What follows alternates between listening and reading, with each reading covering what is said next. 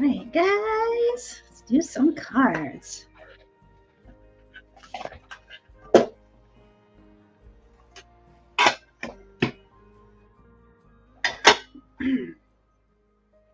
Hey, guys. I'm going to share out. Let me share this out really quick. Michigan Joe. All right, Joe, you'll be first. How are you? Hi, Mike. Hi, Lee. Hi, guys. Let me share this out really quick. See.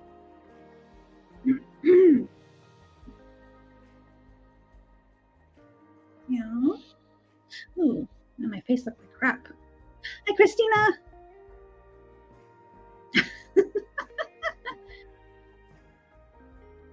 Let's share this to, let's share this on my other channel. I'm doing really good, Joe. How are you? Let's share out, guys. I hate showing myself, guys. I hate it. I hate showing myself. Okay. Right here.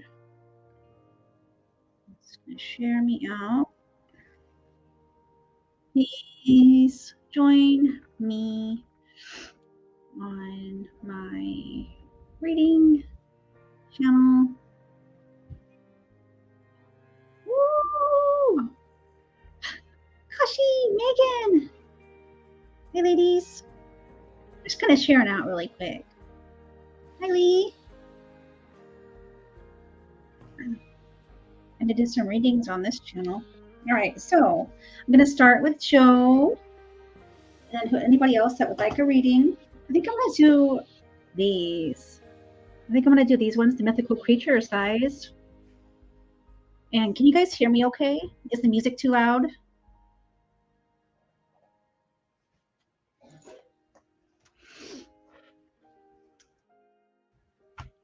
Put that one in chat if you guys want a reading. We're going to start with Joe. All right, so let's see what we get. Hope my internet is strong. Screen is a little fuzzy. That's okay. I'll have to eventually get like a better camera, guys. I think I'm on my, yeah. Kashi and Lee. Woohoo! You guys can hear me okay? Good. Megan, George. All right, so I'm going to write this down really quick. Chris, Lee, Megan, and George, if you want one of your cards that you like, we can do that too. We don't have to do this. You guys can have any deck you want. Okay. Woo! Sets here. You got the sets here. I use these regular cards, but I have it written on the back because these didn't come with cards. So Satir. M-M-N-O-P. Satir. Okay, let me find this. Hi, Mike. Oh, Mike, I better write you down too, okay? Mike's been messaging me. Cassie, where are you? I want my reading. I miss your readings. Okay, so let me find my slides. Let's go to, I think it's this one. This one. And wait a minute. Remove it just for a second so I get to yours. Well, what's this here? Let's go up here. Sharon! Jared! Hi, bro! bro. Jared King, guys. There he is. I don't know if this is going to work. But I really wanted to show you guys. No, I don't think it's going to work.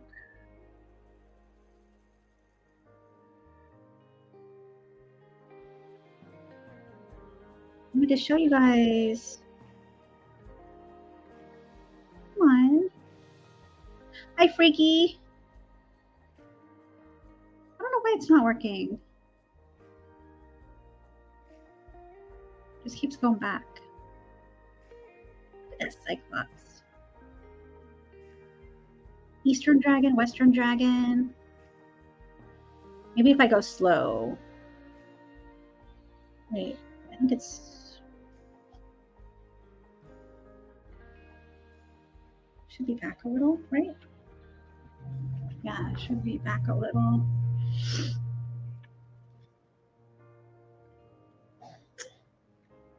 Look at those dragons. Aren't they pretty?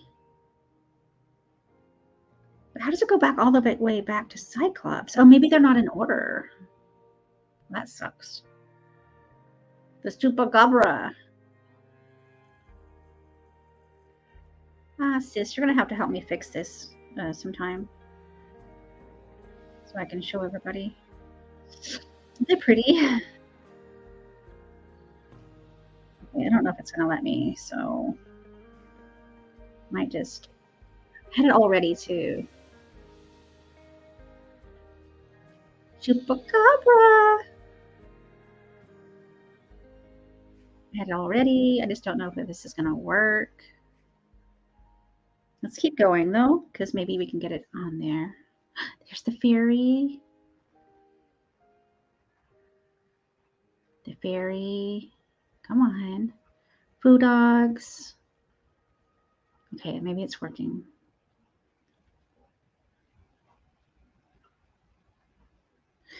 See, look. I just want to be able to kind of show, you know, what I'm doing. It just keeps like moving. Kind of shows all the cryptids. The hippocampus. So I'm not really quite sure why it's not quite working. Need coffee? Get some coffee. Look at the jackalope, guys. Look at the jackalope. When I think of mythological, yeah. When I think of mythology, mythical, I think dark. I like dark, and this is what I picked. I mean, look at that jackalope. There's a Kamadano. Like, okay, there's the Kirin, Kitsune. I'm sorry, guys. I really wanted this to work, but I don't know if it's gonna work. Manicore. But they are pretty badass. The mermaid. Thank you, Lee. There's the mermaid. Like, look at those dark mermaids. Right? I'm just trying to get to the sets. Is it satyr? Look at that one. Naga. Pegasus. We're almost there. I think I'm gonna have to wait on this after I do this one and just read. Hey guys, there's the plumed serpent, rainbow snake, because it just takes too long. I'll just show you it from the book. But since we're already there, there's the salamander. Sasquatch.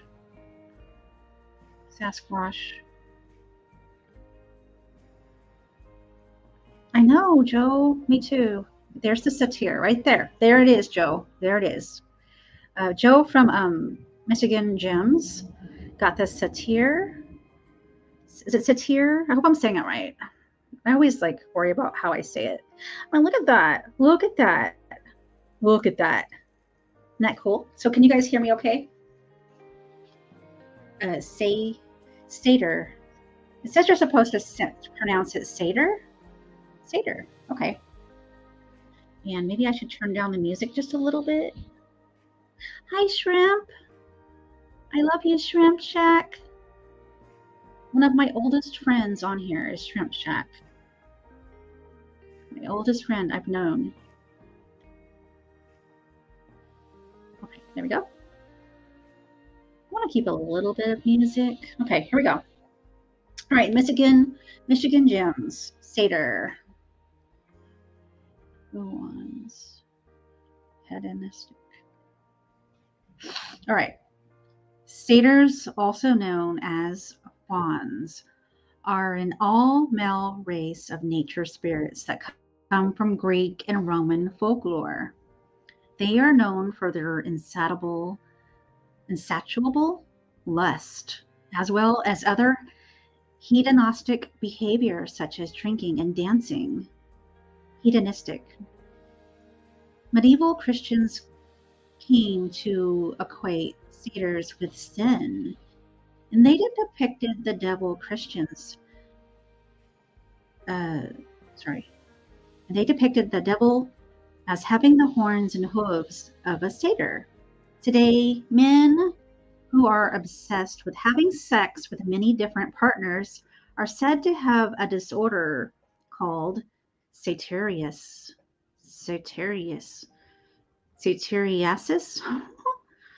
However, ancient people were more relevant of the horny creatures. Satyrs were considered protectors of animals and icons of fertility. They were the companions of Dionysus, the Greek god of wine. Male chorus singers would dress up like satyrs to perform at the festivals of Dionysus. Okay, so the most famous tale about a satyr comes from Ovid's Metamorphoses. A satyr named Pan spied a beautiful nymph named Syrinx and desired her instantly. The god of wine, yeah. Hi, Doris. Syrinx was devoted to Artemis and had taken a vow of chastity, so she quickly fled from Pan's advances. As Pan chased her through the woods, she prayed desperately for help and to escape. Finally, a group of water nymphs transformed Syrinx into a hollow red plant. Pan found her in her plant form and fashioned the reed into a new musical instrument, now known as the panpipes. Syrinx thus remained chaste,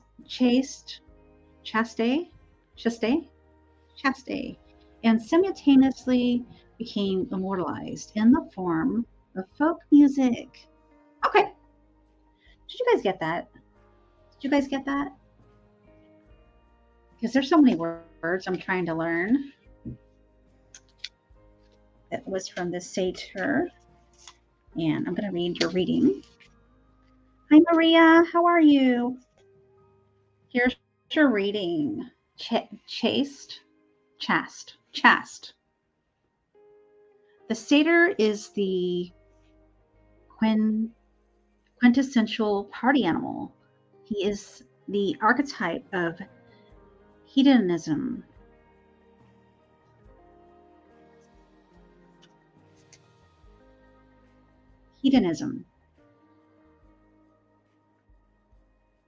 His parties are the wildest of all, being half man and half beast.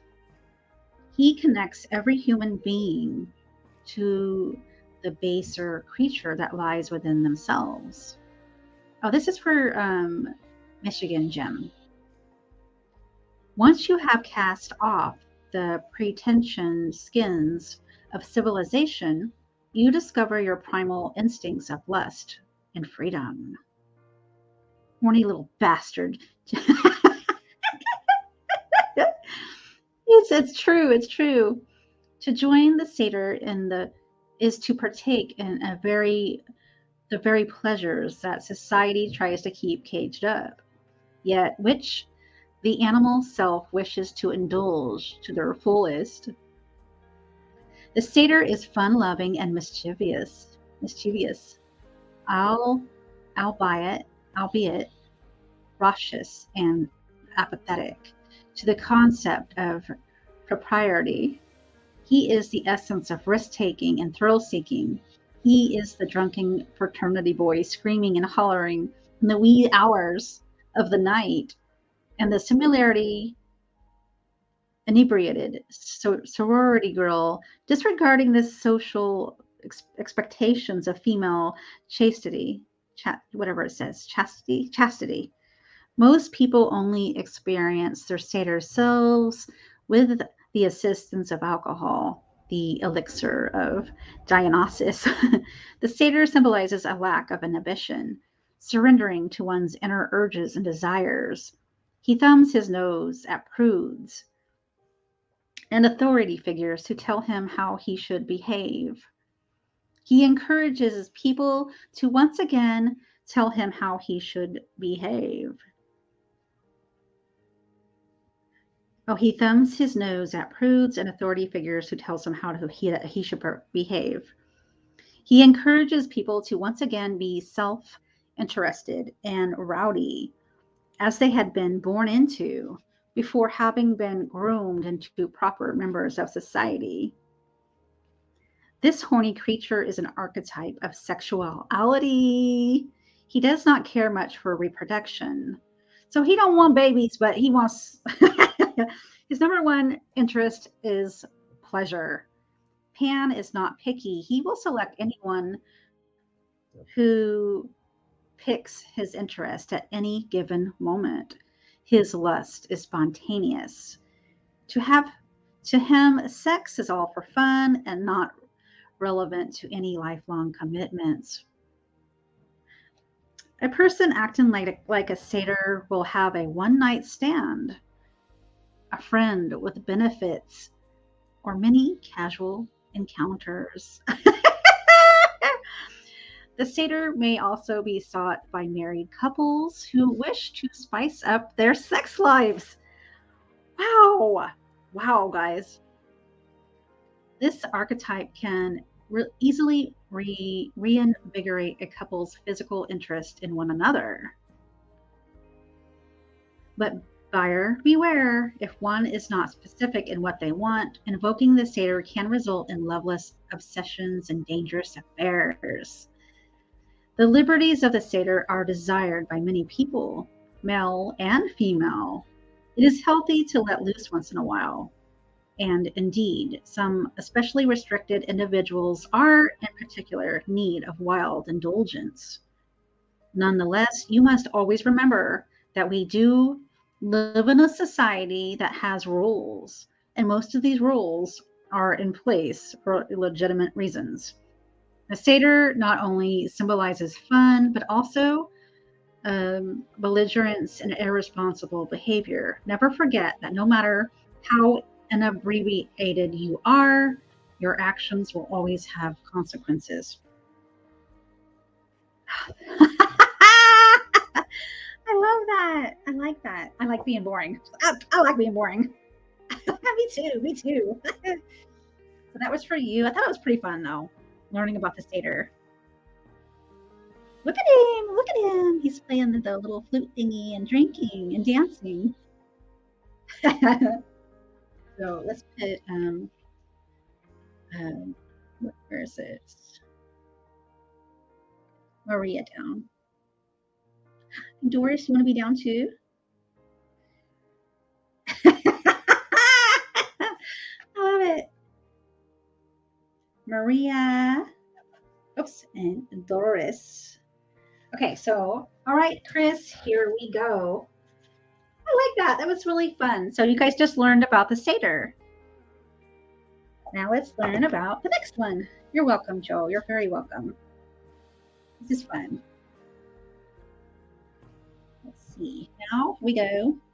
He's abusing the wine. I know, right? Let's see what Chris gets. Takashi, this is going to be you.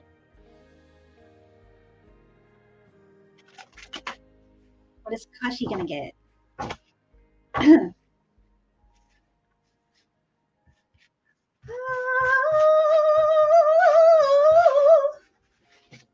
All right. Here we go. iBud Files. Akashi got the hippocampus. You got the hippocampus. So now we're going to learn about the hippocampus. The hippocampus. Oh, let me find it on here. The hippocampus. You guys are fun. You're so fun. Should I find it on here or should I just read it? So it might take me a little bit to find it. The hippa. Yeah. So Lee is right after you. Lee, you're going to be right after Chris. Let me see. If I go slowly, maybe it'll work. Hippocampus. Satyr are no good for nothing and whoa.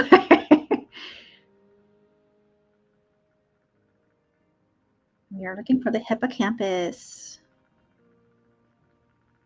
These are fun, aren't they? We're almost there, guys. Almost there. Look at all of them. The mermaid.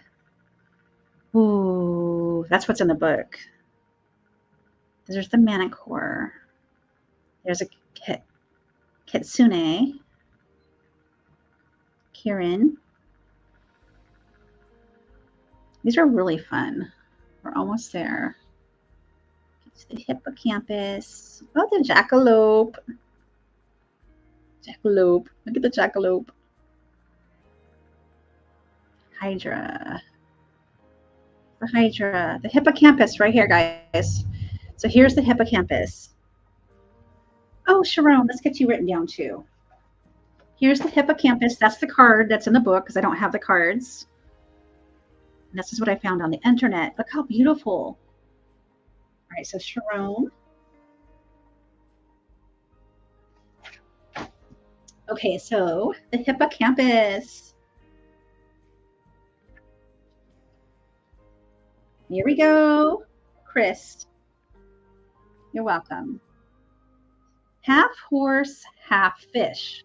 The hippocampi are the untamed wild broncos of the sea. Only the god Poseidon has harnessed their raw physical power. Poseidon is the lord of the sea, and he is also known as the earth shaker, as he causes earthquakes when angry. He is the god of travel and transportation. In ancient Greece, there were two common modes of long-distance travel, by boat and by horse, and Poseidon presides over both of them. The hippocampi are horses, and they pull his chariot through the sea. His daughters, the sea nymphs called Nereids, ride on their backs. Not thwarted by the same boundaries as other sea creatures, a hippocampus can travel in both saltwater and freshwater and beyond. In the legend of Jason and the Argonauts, the moment Poseidon released one of the beasts from his chariot, he took the shape of a normal horse and went galloping across the land. Sometimes the hippocampi are even depicted with wings. They were adopted by Phoenician, Etruscan, and even Christian civilization. They have been depicted on bathhouses and as statues in the form of fountains. In medieval Europe, it was one of the many mythical animals that could appear on the coat of arms. Hippocampus is also the scientific name of the real-life seahorse. Oh, hippocampus, guys. as well as part of the brain that is shaped like this creature. Here's a reading. The hippocampus symbolizes the desire to move. Motion is inherent to the essence of this creature, as it embodies the essence of the sea itself, churning, flowing, and endless. It is brimming with energy, so much that it cannot be contained. The hippocampus thrives on motion and despises period of slowness or stagnation. It will simply change its own shape, sprouting legs or even wings, and it will keep going.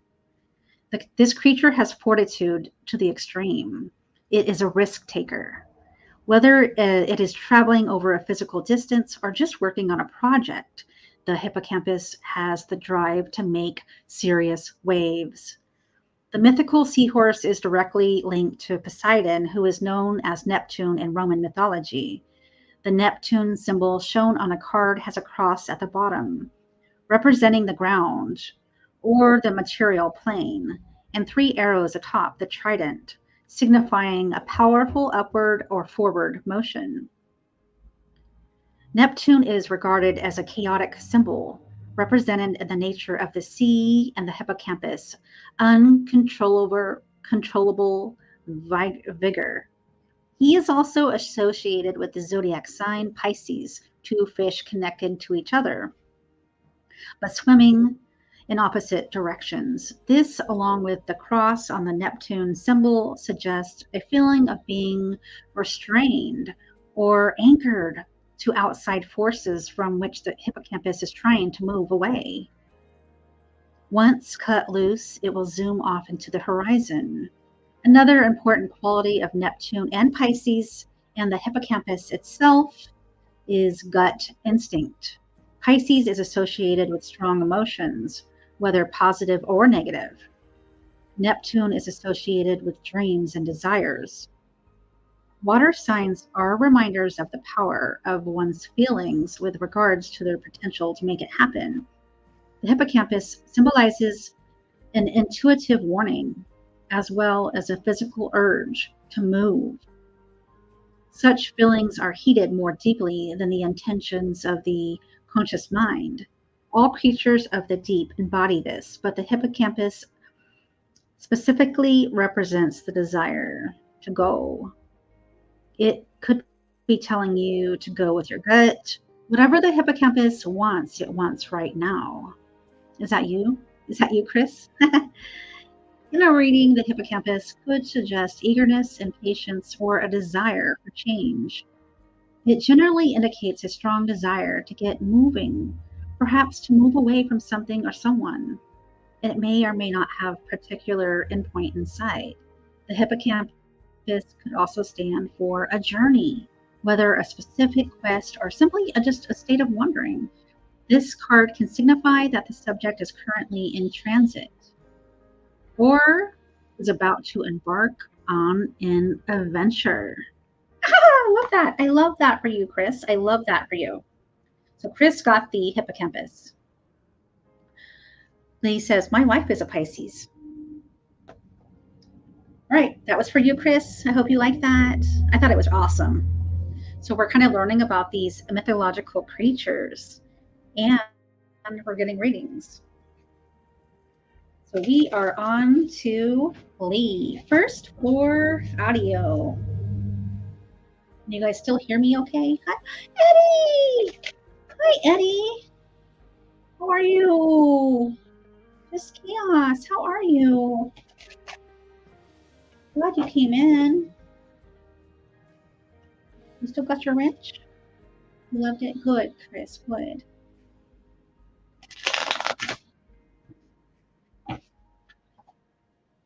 Yay! All right, this is for Lee. How you doing, Eddie?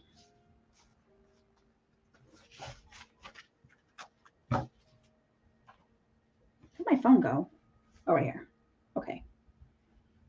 Okay, so Lee got the basilisk. You got the basilisk. So I'm doing really good, Eddie. I'm doing good. Just chilling. Thought I'd do some cards on this channel because I haven't really been live on this channel. You know what I mean? Glad to see you guys all here. Just kind of learning about these mythological creatures and getting readings, and they're pretty fun. Let's go back over here to the basilisk. Whoop, whoop. I'm glad you're doing good, Eddie. Look at all these beautiful mythological creatures. I like the fairy. Keep going, keep going. Oh my God, no, don't go that far. It's not letting me go. I don't think it's gonna let me go. I might have to just,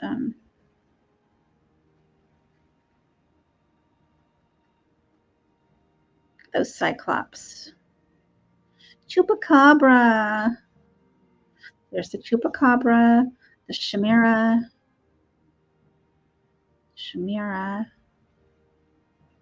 the cerebrus. You're a Leo? I'm a Leo too. The centaur is so hot. Oh my gosh, guys. I mean, look at the centaur. Hot. Hot. Whew. Okay, let's go. The Caladrius.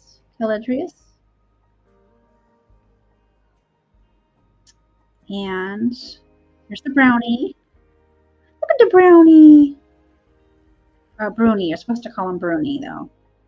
There's the basilisk right here, Lee. There's the basilisk. Here it is in the book. That's what it's in the book. That's what the card would look like. There's the basilisk. Let's do it. Let's do it. All right, Lee. Here we go. I know I love this deck too. Oh, you're a Leo too. The centaur is hot. It is. It is so hot. Ooh. I'd be like, oh. All right, here we go, Lee. Here we go. The basilisk is a small serpent distinguished by a crown on its head, like that of a rooster.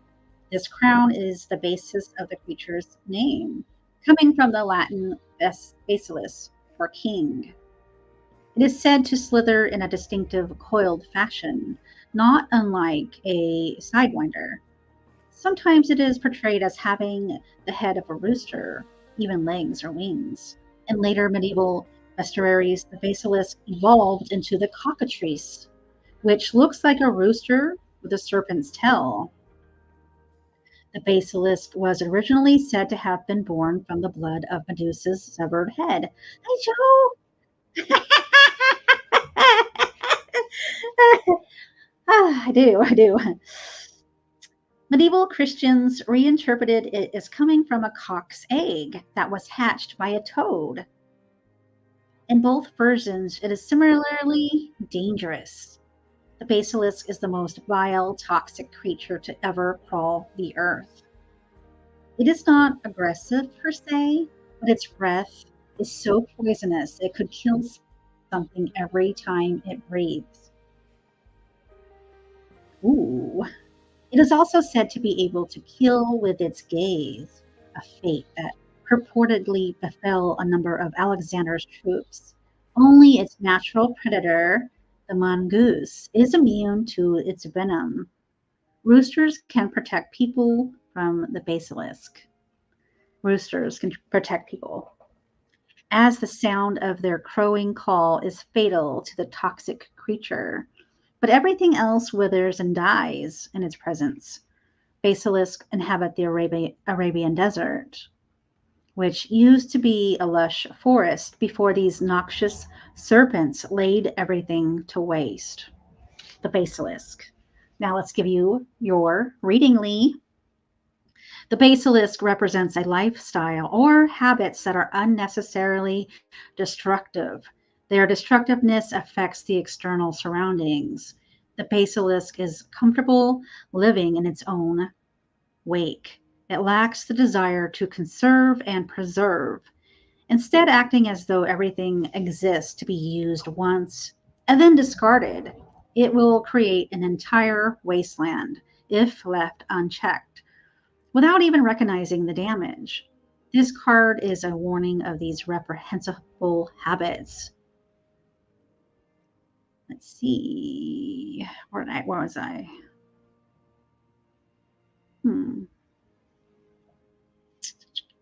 I can't see. Whether the human basilisk is purposely destructive or just foolishly obvious, their ways bring unnecessary loss. A basilisk can be a person who produces excessive amounts of waste, filling up trash cans faster than any responsible person should. It might be someone who litters, who throws perfectly usable items in the garbage. A basilisk may be a person who thinks it's fun to break things on purpose, or else they may be just clumsy, so they break things frequently.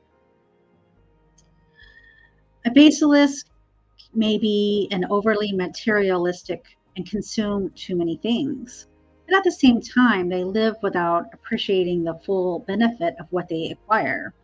A basilisk may actually casually allow their home, their property, or even their own body to go to ruin and not bother to fix it. A basilisk may alternatively or additionally have these effects on their interpersonal relationships.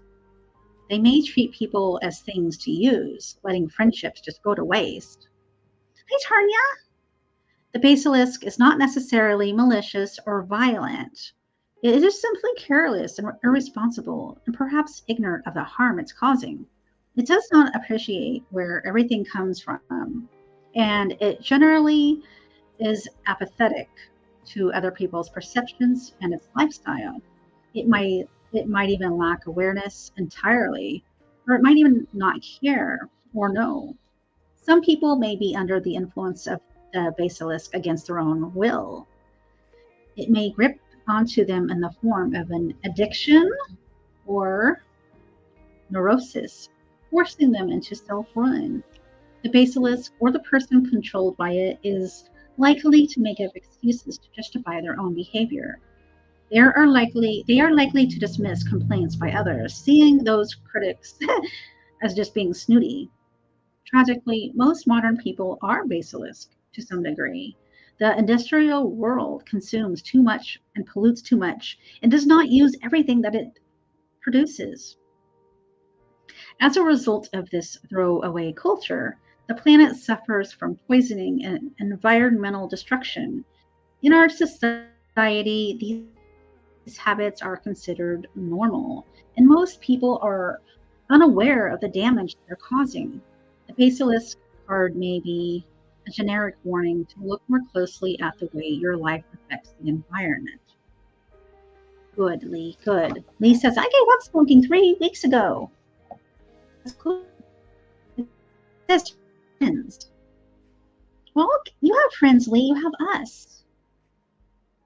The universe wants you to learn the ways of the basilisk. All of us, not just Lee, all of us, right? So that was the basilisk. Look how badass it is, though. Look how pretty it is. Ooh.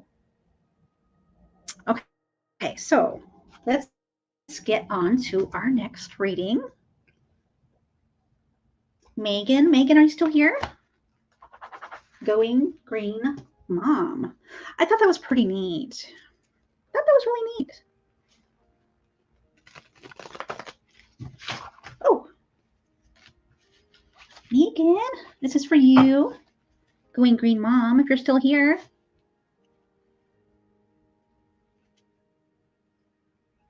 Lee's like taking it in. I like that, Lee. I love that. Like you're taking your reading in. It's gorgeous. It is. We're learning about these mythological creatures, guys, and getting a reading. Cassie, take a look at my other comment. Let me look up there. Joe, where?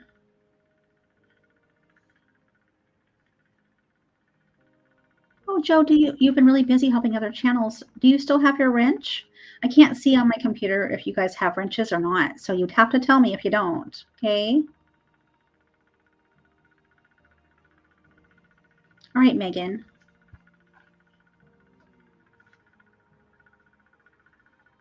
I know. I love that. Let me make sure everybody has the wrench, and then I'm going to go on. Oh, Joe, here you go. Whoops, damn it. 1 second, 1 second.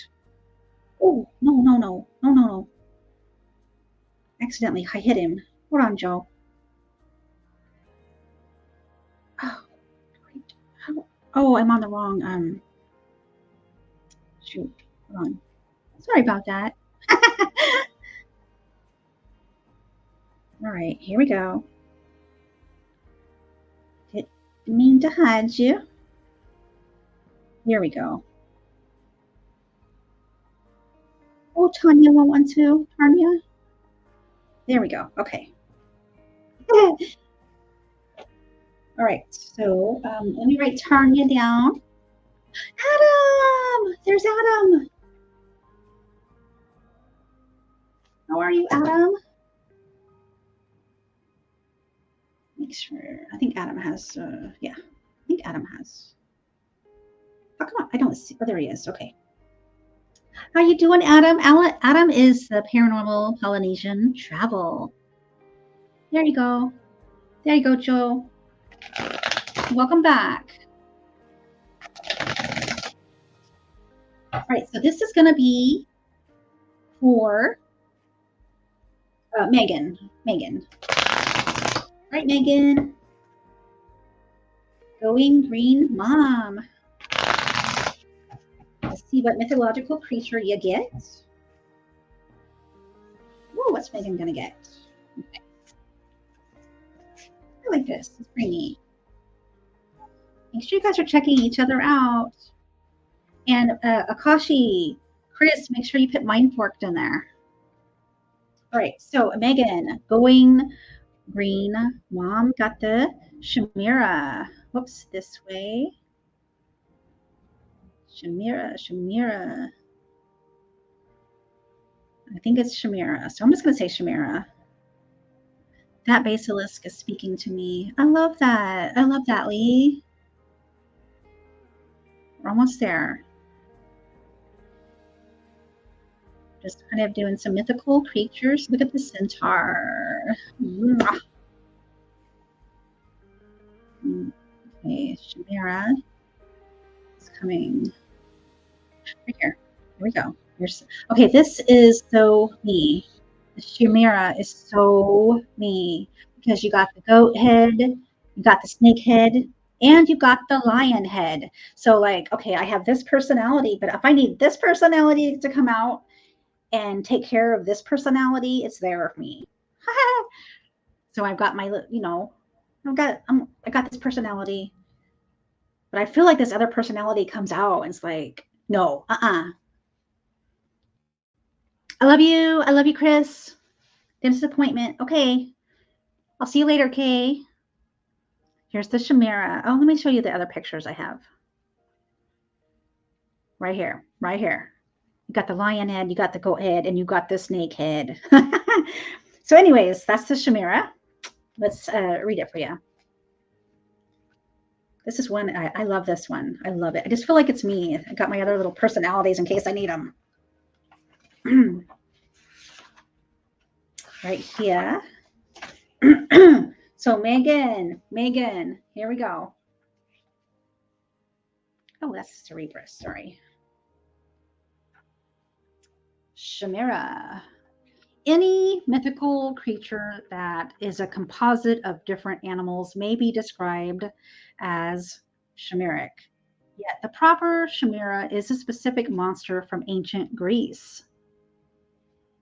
This beast is known to be female, although she is always depicted as having a mane like a male lion. She makes her first known appearance in Homer's Iliad. Homer describes the Shamira as having the front half of a lion, the hindquarters of a she-goat, and the tail of a snake. However, later artists and writers give the Shamira 3 heads. The most famous image of this monster is captured in 5th century bronze statue by Arezzo. Modern day artists sometimes give the Shamira side by side, and sometimes even wings. It's pronounced chimera. Chimera? Chimera. Okay, thank you. Thank you, Lee. Chimera. I'm learning. I love this. I love this, guys. Okay. In addition to being a combination of different vicious animals, the chimera was also a fire breather. Looks badass. Looks badass. I love it. She was the offspring of two monstrous gods, Echidna and Typhon. It's so formidable that she was considered virtually invincible. According to the Iliad, King Proteus, attempted to dispose of a young man named Bellerophon by assigning him to slay the chimera. Yet Bellerophon was too smart to try to confront the beast like any ordinary. Don't be sorry. Don't be sorry. I want to know. If I'm wrong, correct me, because I don't want to teach the wrong information. If I'm wrong, yes, Lee, correct me. It's okay. You don't have to be sorry. Yeah, thank you. Thank you. That's why we're all here. Yet Bellerophon was too smart to try to confront the beast like an ordinary foe. Instead, he consulted the oracle and was granted the aid of the legendary Pegasus. With the help of the lucky steed, Bellerophon cleverly shoved a lead spear down the chimera's throat, which melted it in the fire and killed her. Yeah, I don't mind being wrong, guys. I never mind being wrong, ever, because I am learning every day. We're all learning every day. I like being wrong. As long as you're, you come in and say, oh, teach me. Don't, I like that. I love it. With what been doing, it's so hard to get out and get content. Oh, Joe, I'm sorry. I'm hoping that someday I can get out too, get some content. But I haven't been able to get out either. So I get it. I really get it. Here we go. So this is for Megan. Megan, here is your reading. The chimera is formidable but flawed. Both of these aspects are characteristics of the chimera archetype, although one of the former is widely known. Exactly, Lee. I love it. I love failing. That's how I'm learning. That's how we're all learning. Definitely. She is complex. Being three beasts rolled into one, having multiple strengths.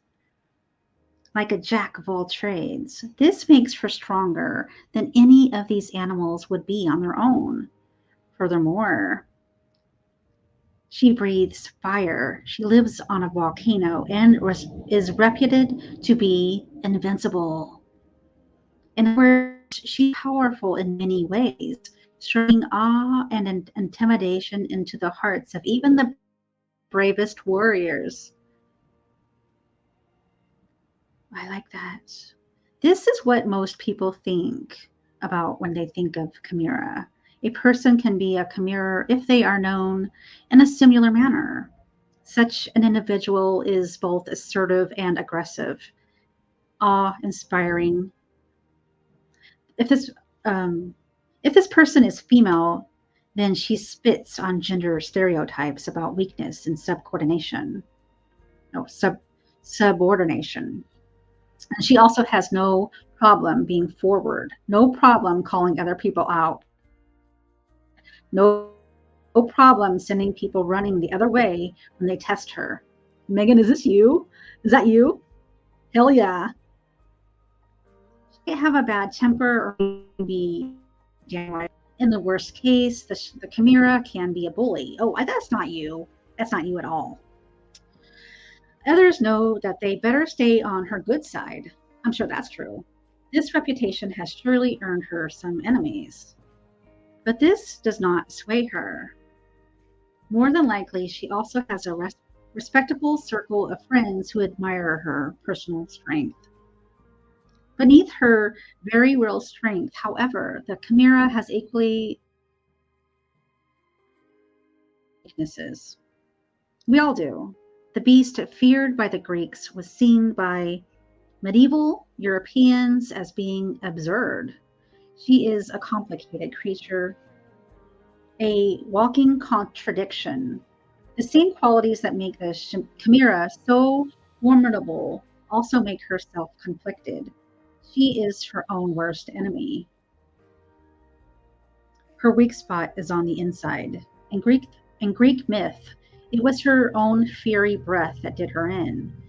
In a real person, her damning flaws could be her stubbornness, her anger, her pride, or any other characteristic with which she arms herself in battle. She may have personal demons, purling beasts inside her that make her emotionally unstable or secretly afraid. Usually, only those who are closest to the chimera will know this, if they know it. As a multi-headed composite beast, the chimera can also represent a group of individuals. They might be close friends, co-workers, or colleagues, or perhaps family members. Each one brings something different to the team, and together they are forced to be reckoned with. Yet, as a characteristic of the chimera, there is a potential weakness from within. Drawing this card might be a warning of conflict or incompatibility between close associates in your group. So I hope that made sense to you. I hope that made sense to you. Cassie, I'm home ill today. That means bye, George, and feel better, okay? Please feel better. Thank you for coming. Go get some rest, okay? I hope you feel better, George.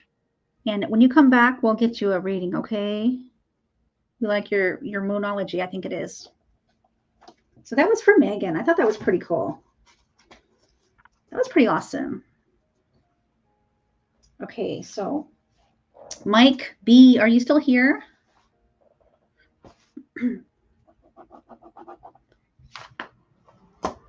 Mike B, are you still here? How's my internet looking, guys? Is it good? Watch me be able, knock on wood, to go live like 3 times, and then I'm like, my internet's gone.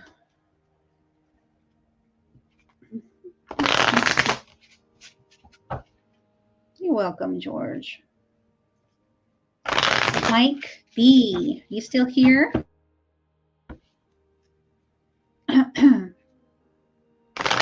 Internet is good? Good, Tanya. Thank you.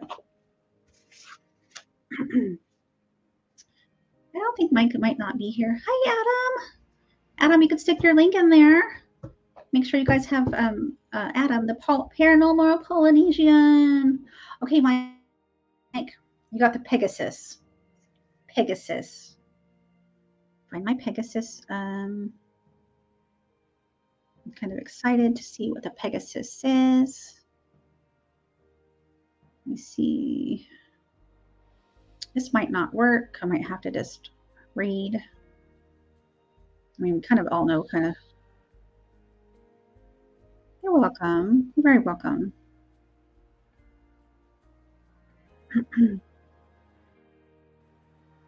Snow showers? Oh my gosh. No snow. No snow. Snow is beautiful to visit, though. I love visiting the snow. I love it. Growing up in the snow, I don't want to live in it again. Oh gosh, no. I might just have to read because it's just not wanting to go. Harpy, hippocampus.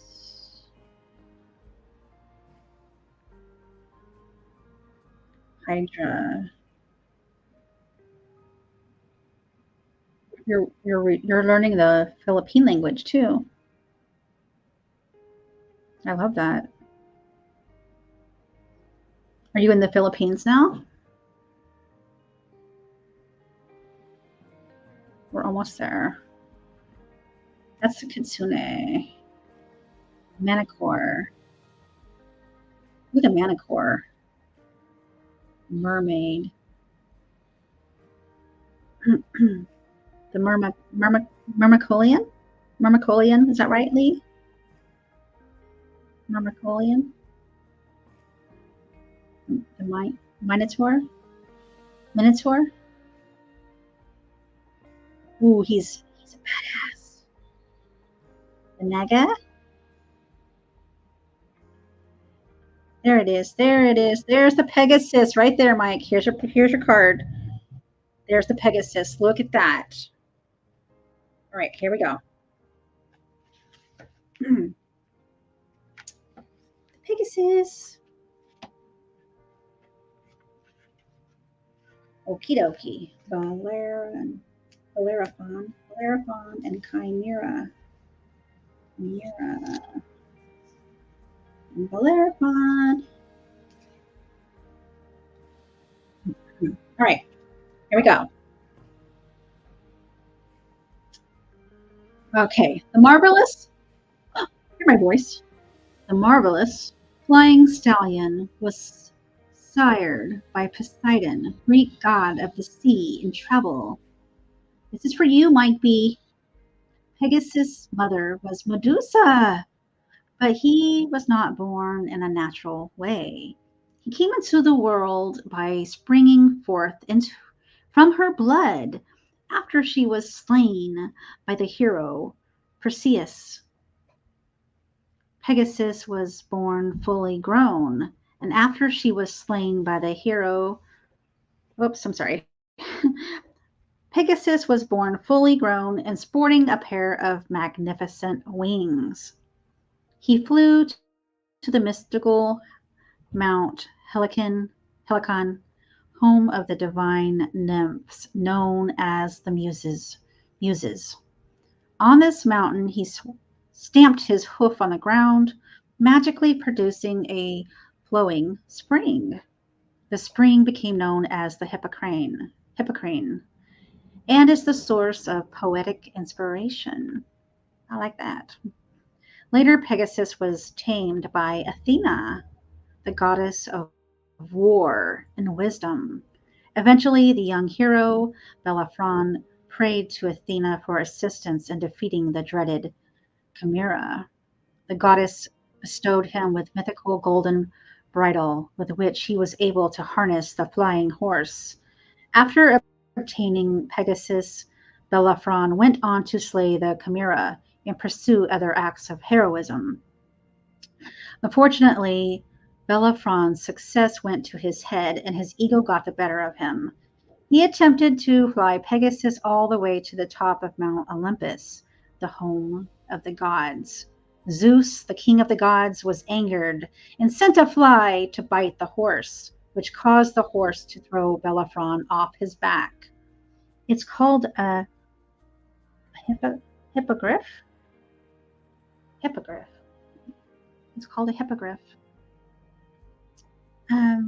Which one? It says Hippocrene. This spring became known as the Hippocrene. Is that what you mean?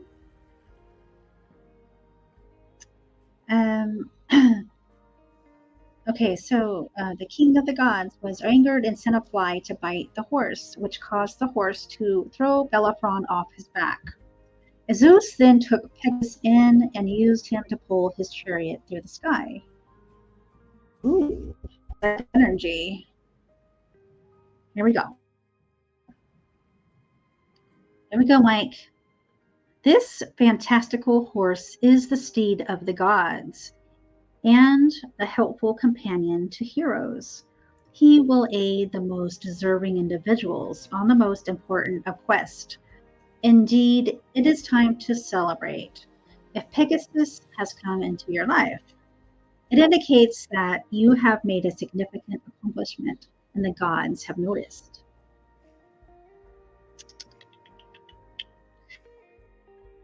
Someone has decided that your mission is a worthy cause and your success warrants praise. With the aid of Pegasus, you may complete your most daunting task and soon take on an even bigger battle. Keep up the great work, and Pegasus can take you higher. Hippogriff, bird nose. Hi, Danny. Hi, Danny. How are you? Hippogriff, bird nose. Okay, let's see.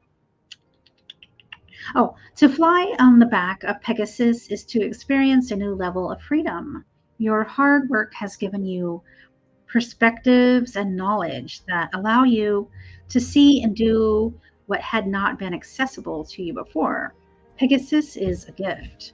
He has come as a result of your genuine effort. He is the new strength that you have gained. You are a triumphant warrior, and you are now better equipped for your next battle. Use this newfound freedom to push the boundaries even further. The arrival of Pegasus into your life signifies that you have true friends and allies. They will answer your calls and come to your aid when you need it. These friends can help you in a number of ways. You may have known them for a long time, and they may be cheering you on.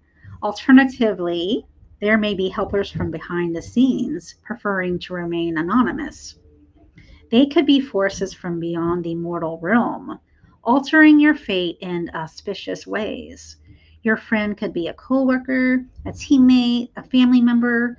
They could be a most inseparable partner, or someone who you rarely see but who is there to help. Friends like these are a godsend. Somebody else may be serving this role for you, or depending on the question that you ask, you may be fulfilling this role for them. Always remember that you did always remember what you did to earn Pegasus's aid. It was not mere coincidence or just luck.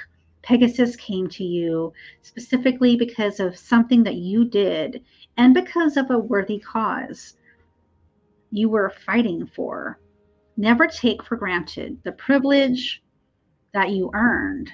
If you forsake the cause, then Pegasus will leave you. Perhaps catastrophically, your friends adore you for the sincere person that you know to be, and not the ego driven narcissist that you could hypothetically become. So hold them dear and let them know that you cherish them. Remain genuine, and they will stay by your side. And that was for you, Mike B. Danny, how are you? Hi, Wally. Hi, Wally. Make sure you guys grab Danny. Danny, you can drop your link. There's Sharon. Hi, Shrimp. Okay, so that was for Mike B. Maria, are you still here? Hi, Dad, perfect. Danny says, in my past life, I was a Walmart greeter. Maria, are you still here? You're welcome, Mike. You're so welcome. Let me make sure Dad Perfect has a wrench because he's been coming to my channel for years. Dad, make sure you have your wrench. Okay.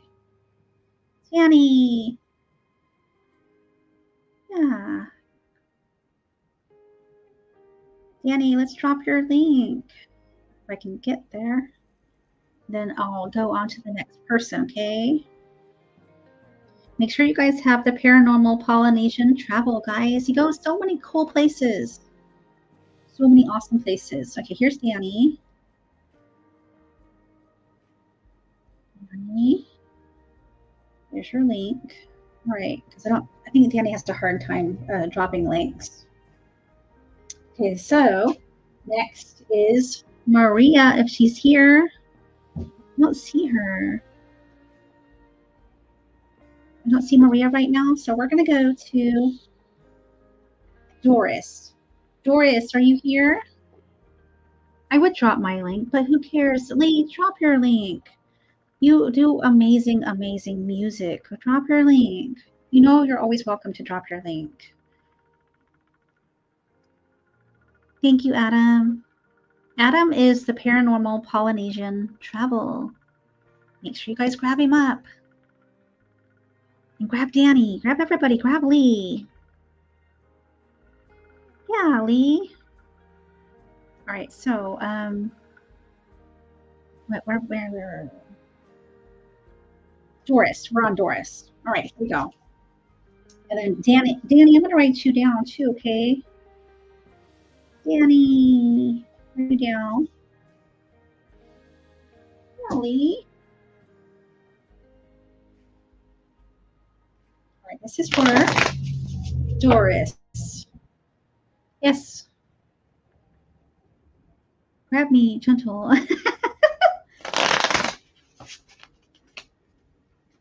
You guys want to see Danny and be inspired? Grab Danny Wolf.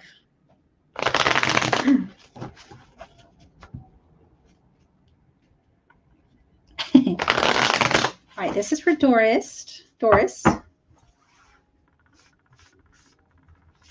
right, Doris, what are you going to get from this beautiful deck?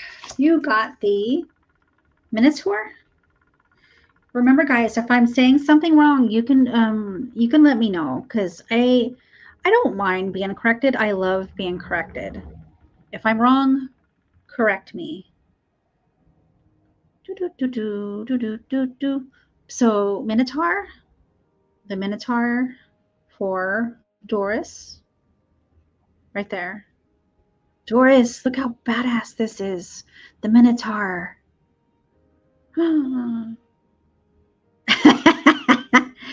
Right? There's the Minotaur. Ooh, ooh, ooh, ooh, ooh, ooh, ooh, ooh, ooh, ooh. I love it. I love it. Okay. Whew. Okay. The Minotaur. Minotaur.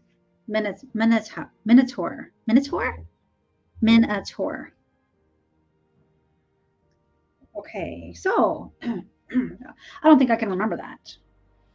Thousands of years ago, King Minos of Crete received a fabulous white bull from the Greek god Poseidon.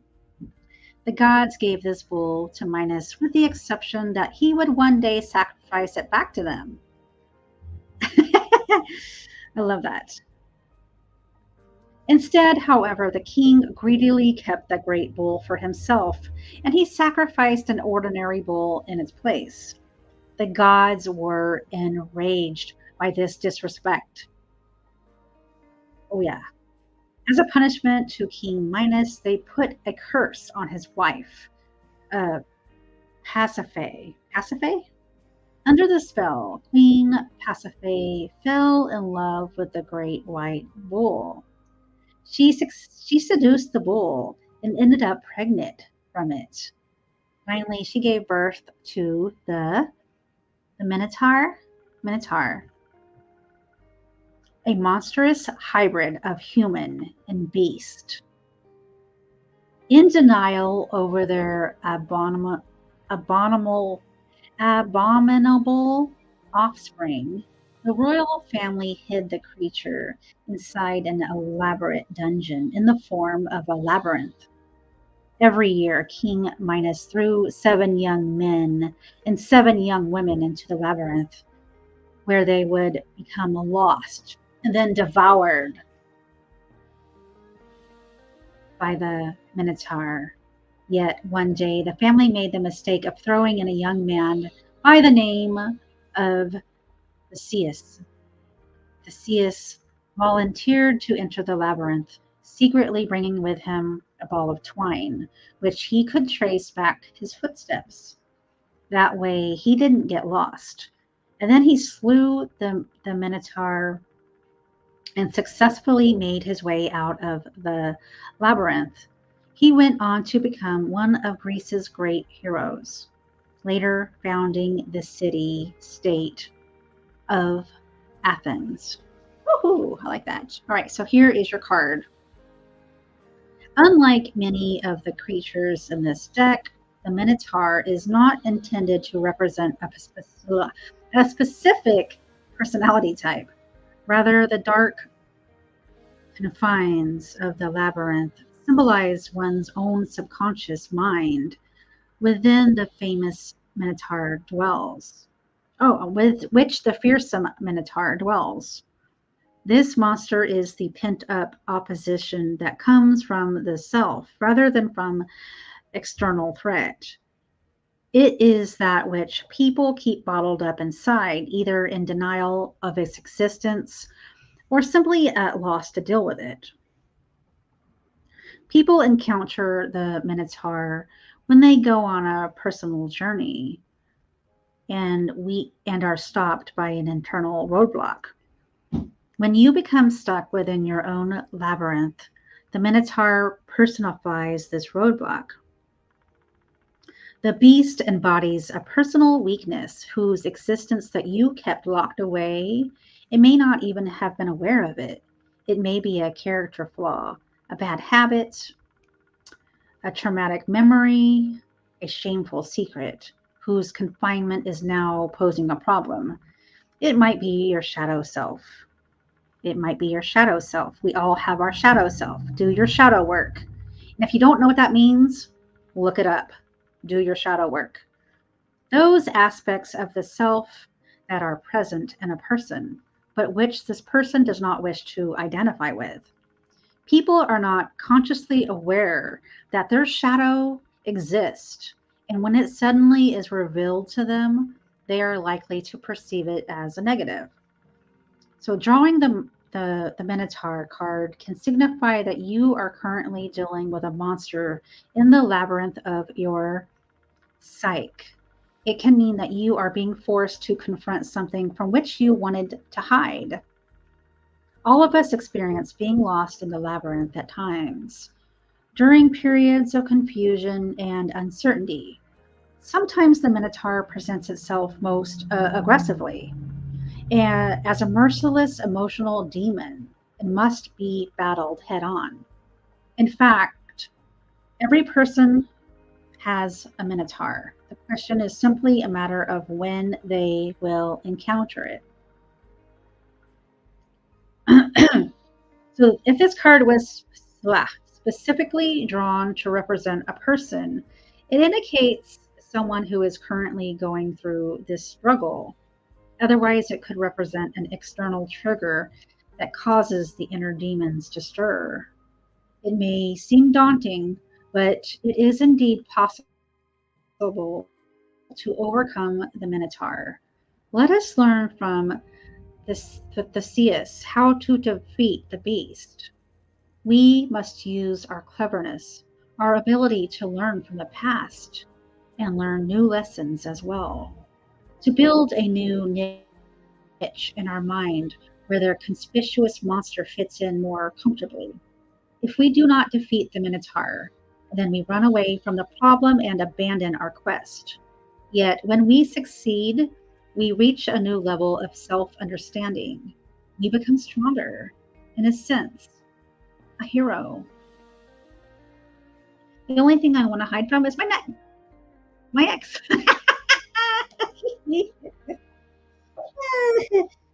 I love that.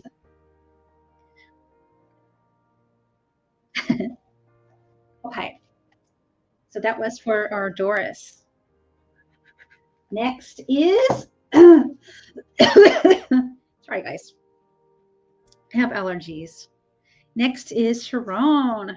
Sharon, you are up. Thank you so much, guys, for being here with me during these readings. This is so fun. It's so fun, and I love this new deck, the Mythical Creatures.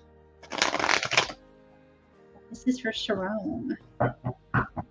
Tanya is laughing. I drank some coffee, so I might have to go to the restroom soon. This coffee goes right through me. All right, Sharon. Sharon got the mermaid. You got the mermaid. Sharon got the mermaid. Let's go slow. There's the Myrmicolian. The mermaid. There's the mermaid. This is what it looks like on the card and in the book. I don't have the cards. But that's what the card would look like. That's what it looks like in the book. And this is what I found on the internet. Dark. dark. They're not pretty little mermaids. They're dark. Look at those. Okay, mermaid. This is for Sharon. Learning about these beautiful mythological creatures. All right, the mermaid.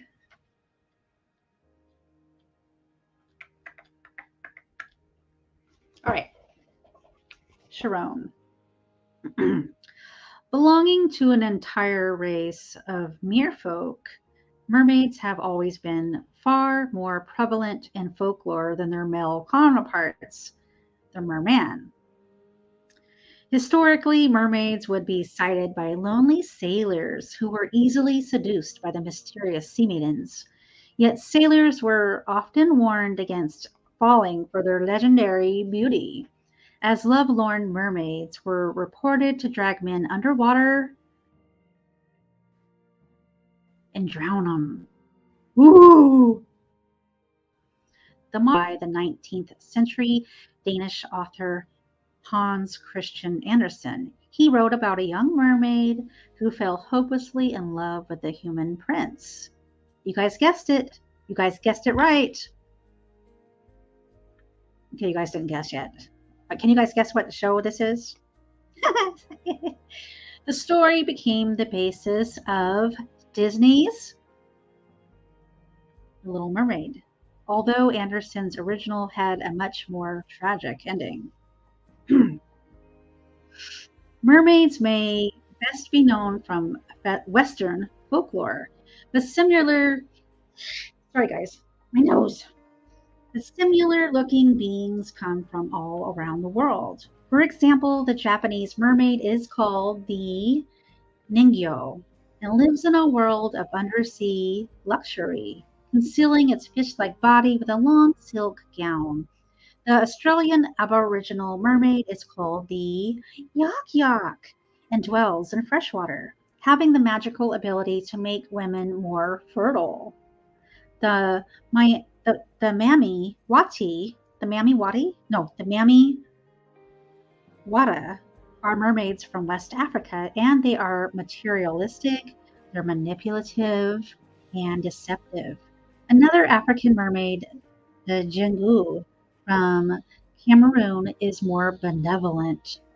Certain ocean goddesses of the world are also portrayed as mermaids, such as Sedna of Inuit and Yamaya from West Africa in the Caribbean. Son of a goose.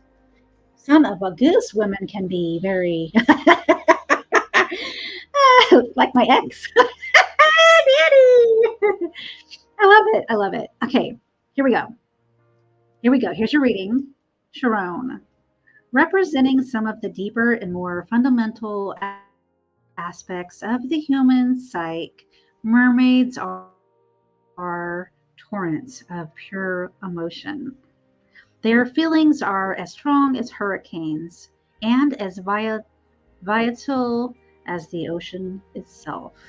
They experience the world as a sea in which they are suspended rather than a solid ground beneath their feet. They are a symbol of femininity. However, their relevance is not exclusive to women. Their relevance, yeah. The mermaid embodies a function that is present in both women and men. The intuition and emotionality of the right hemisphere of the brain. Drawing the mermaid card can be a sign that one needs to take down barriers, to tap more deeply into their emotions and be more sensitive. A person who has been neglecting his or her feelings or who lacks empathy can be a mermaid. Can benefit from the spiritual energy and perceptive powers of the mermaid. For a mermaid, emotion and intuition are invaluable strengths. She relies on these skills in order to understand the world. She is highly sensitive to others, and this guides her social interaction on a level that is less sensitive individuals would not be able to experience. Everything in her life is an intensely emotional and sensuous experience. The mermaid shown on the card does not even need to look at the fish that surround her. She can feel that they are there. Hmm. The mysterious sea maidens are creatures of sensuality, alluring beauty, and intense desire. The mermaid can indicate romantic love, but in particular represents the perspective of a smitten individual. She stands for the passion that the person feels, regardless of the actual status of the relationship. In extreme cases, the mermaids can signify obsession or emotions going out of control. One person may be One person may be deeply infatuated with another to the extent that they did not notice or care if the other is less interested. Alternatively, the mermaid can represent a deep desire that is not romantic in nature. Everything that this mermaid feels, she feels strongly. If the potentiality for obsession is an any indicator, the mermaid has negative aspects as well as positive ones. Since she relies entirely on intuition, she may have difficulty thinking rationally. Her intuition is not always correct, yet she will not necessarily realize this because it always feels right to her. Although she can sense the feelings of others, she will sometimes also protect her own feelings onto them and mistake this for real empathy. The mermaid may not know where her own emotions end and where the others begin. In this extreme in these extreme cases, she cannot view the situation objectively. I have learned to turn the bathroom light on. But I'm going to get a drink of water really quick, guys, and use the restroom. And I will be right back to do the rest of the readings. Can you guys just keep each other company? And I'll be right back. I'll be right back in a flash. I love you guys.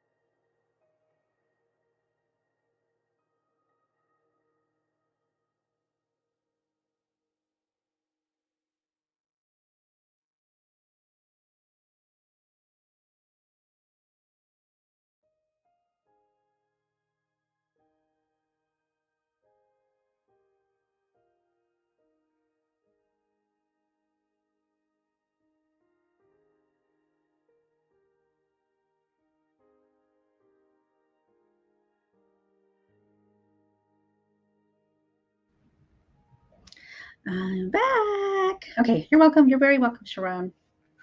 All right, so that was for Sharon. Tarnia.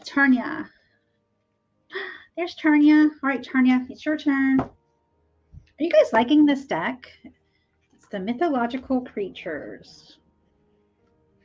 I wish I had the cards, but I would have to buy the whole thing, the whole thing, including the book again. So I think I'm okay with just this, right? All right, so here we go.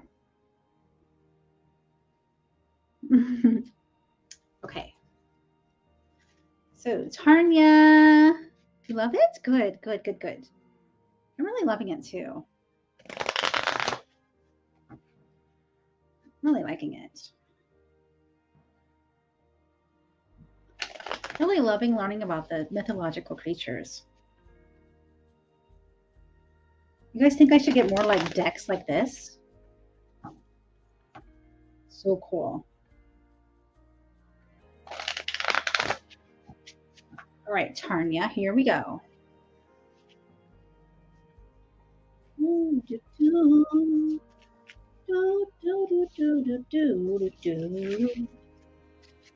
right, here we go. Whoa. All right, what did you get? What did you get, Tarnia? Tarnia got the Sphinx. You got the Sphinx. Right. Sphinx. MNOPQRS. Let's find the Sphinx. Myrmidon. So cute. Not cute. Minotaur. The Naga. We're learning so much, guys. The Naga. The Pegasus.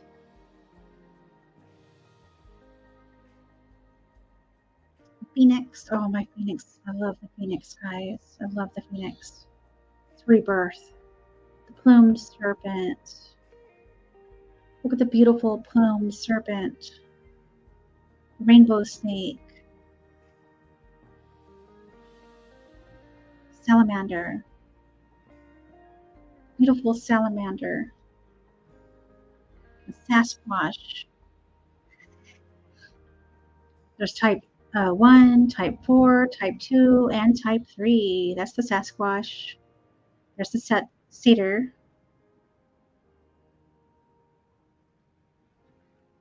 Smurg. Okay, Doris. The siren. Look at the siren. Oh my gosh. I want a picture of that on my wall right here. I want a picture of that, the one on the left right there. I want that on my wall. There's the Sphinx right there. There she is. Look at her. There's the Sphinx. She's like, Arr. All right, here we go. The Sphinx. Okay. See.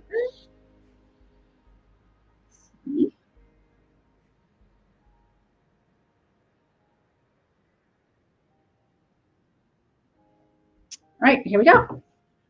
Isn't that cool, Tarnia? There's the Sphinx. All right. The Sphinx is best known as a mythical creature from Egypt. The famous Great Sphinx is a colossal Egyptian statue that guards the pyramids of Giza.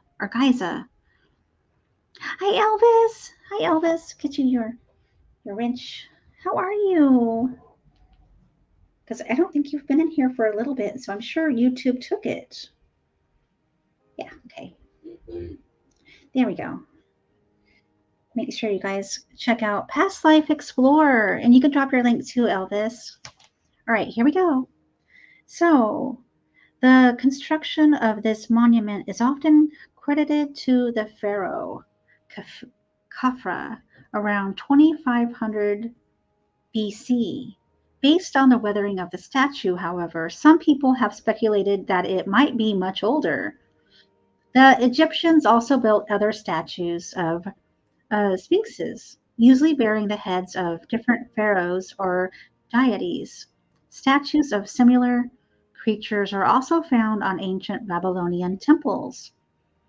The Babylonian Sphinx is called Lamassu. Am I wrong, guys? Lamassu? Lamassu. Lamassu. Or Lamassu. It has wings, a man's head, a female lion's body. They are normally depicted standing act as guardians. Where'd it go? Sorry. They are keepers of secret knowledge. The ancient Greeks adopted the Sphinx into their mythology after coming into contact with the Egyptians. Their versions of the creature was female and had wings and was far less benign than the silent temple guardians. Yet, what the Greek version retained was the Sphinx's penchant for mystification. She was a cruel monster who would tell a riddle and then kill those who could not answer it correctly. The riddle was as follows: what has 4 legs in the morning, 2 legs in the afternoon, and 3 legs in the evening? Ooh, guys, can you guys answer that? Because if not, okay. A wandering prince named Oedipus finally gave the correct answer. A person. You're welcome. You're welcome, bro. You're so welcome. The Sphinx then threw herself off a cliff in defeat, and Oedipus was made king. Am I saying that right, guys? Oedipus? Oedipus? Oedipus. So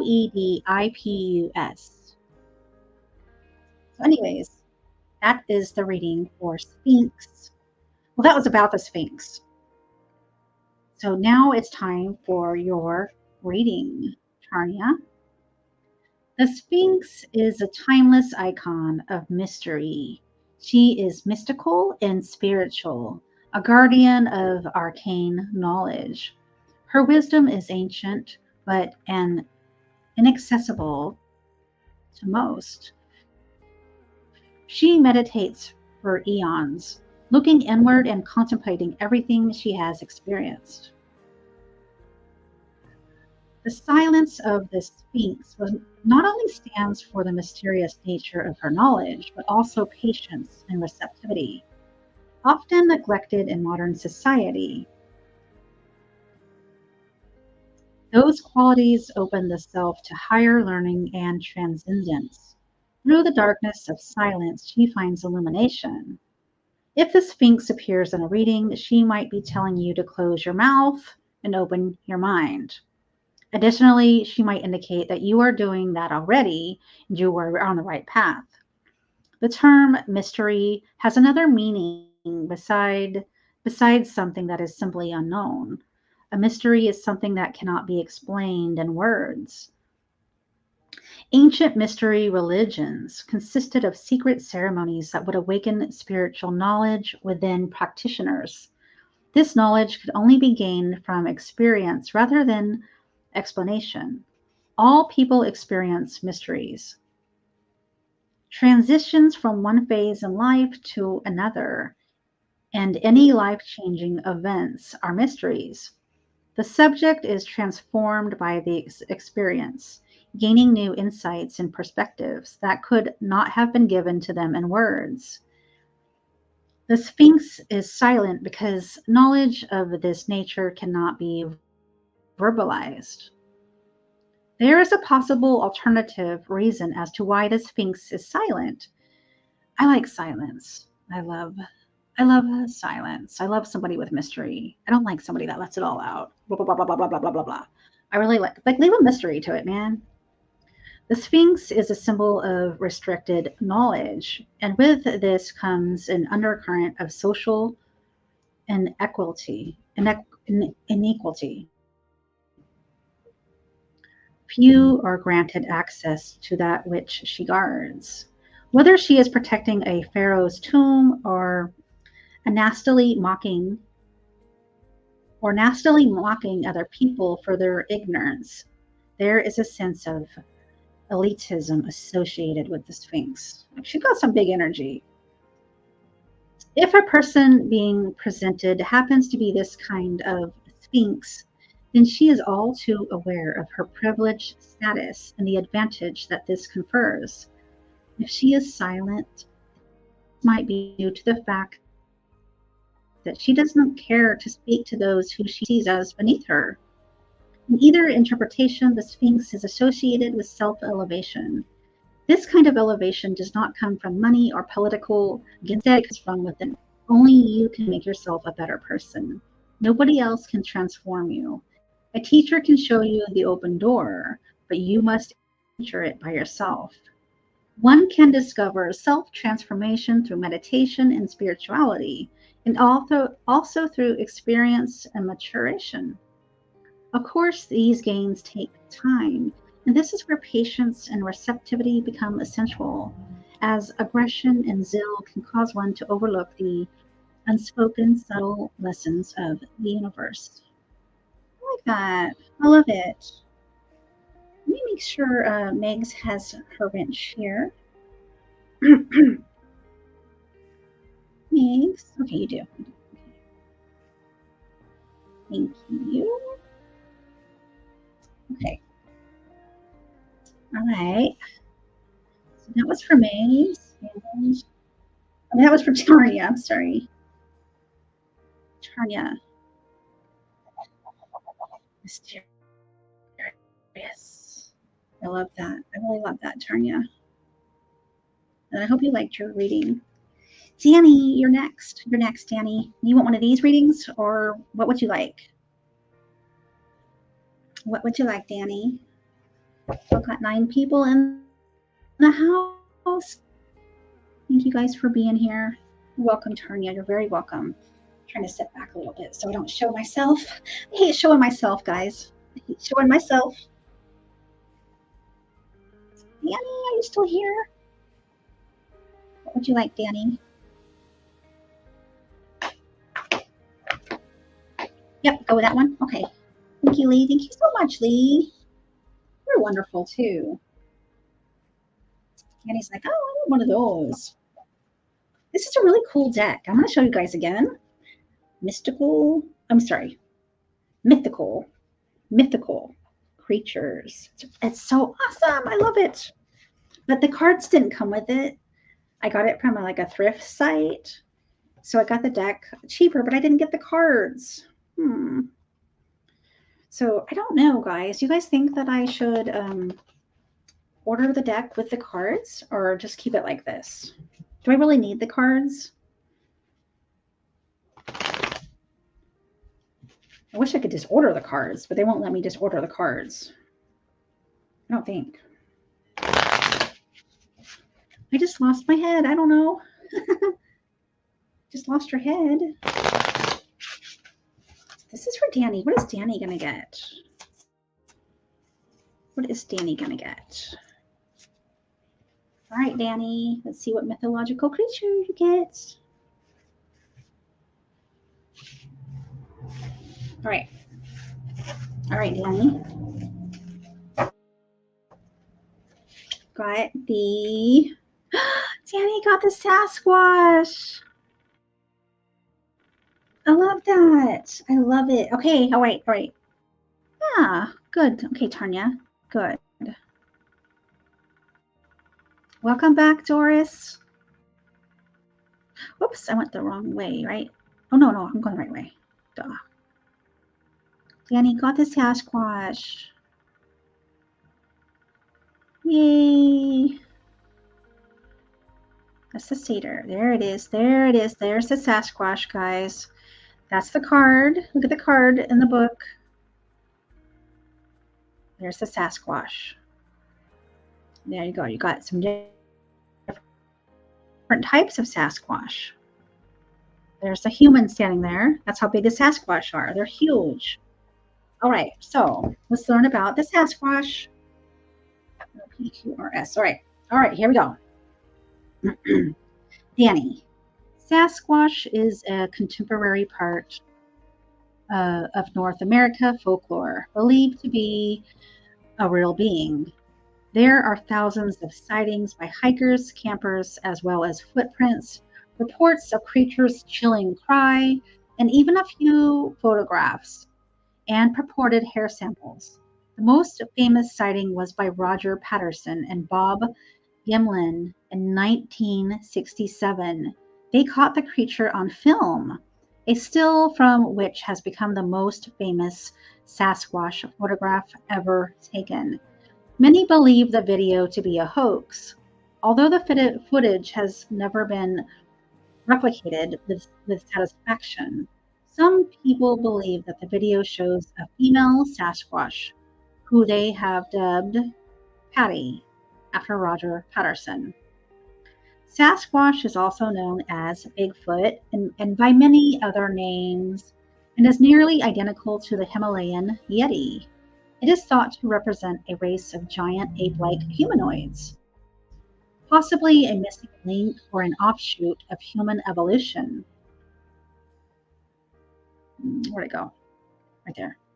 Sasquatches are believed to be highly intelligent creatures acting as the eye of the forest. They are said to watch people without themselves even being seen. Campers and hikers occasionally report little fleeting glimpses of the creature and find trails of its footprints that lead for miles into nowhere. Some say that Sasquatch can turn invisible, or even that it is not solid,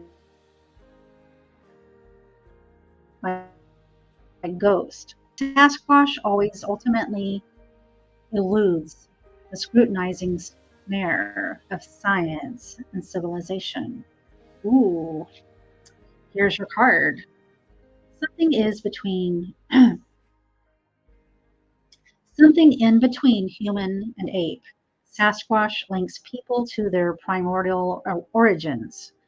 He is a part of the subconscious, a part of us that desires a simpler life. Sasquatch is the yearning to escape the great outdoors, to return to the time of cleaner skies and greener vegetation. He doesn't care for electronic devices or other modern technology, as these are distractions that separate us from nature. He feels at home in the wilderness, away from the city. He is the reason why modern people enjoy visiting parks and looking at trees and mountains, and even why many people become attached to animals. Sasquatch knows what most people have forgotten. We came from nature and our roots have not disappeared. Living alone in the wilderness, Sasquatch has all the time in the world to meditate and reflect. He does not speak, but he observes. He may have disdain for the destructive effects of the industrial world, but he is fully aware of what it is. For the silent one sees the most. The silent one sees the most. Danny's a lurker. Danny likes to lurk. Right, Danny? You like to lurk and kind of fill it all out. Like, hmm. So the silent one sees the most. That's so true. All right. Where'd it go?